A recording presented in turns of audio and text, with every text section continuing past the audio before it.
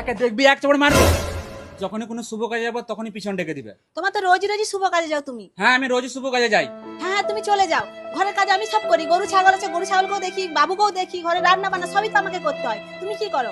আমি অন্য কাউকে না মানে বলছি আমি কাল থেকে দেখবো সব। আজকে আমি একটা শুভ কাজে যাচ্ছি, কাল থেকে আমি সব দেখবো। তুমি খেয়ে দিয়ে শুয়ে পড়বে, আজকে হয়তো রাত হয়ে যাবে। রোজই রোজই তো রাত করে এসো, রোজই তো একটা ফেক পেয়ে যাও। বৌমা, ও বৌমা, বৌমা, কি হলো? ভাই কোথায় গো? তোমার ভাই তো সে শুভ কাজে গেছে, কাল সকাল থেকে বেরিয়ে গেছে, বললো রাতে ঘর ঢুকবে, রাতে তো এলো নি। সকাল হয়ে গেল, এখনো অবধি ঘর এসেনি। হারামজাদাটা কি করেছে জানো?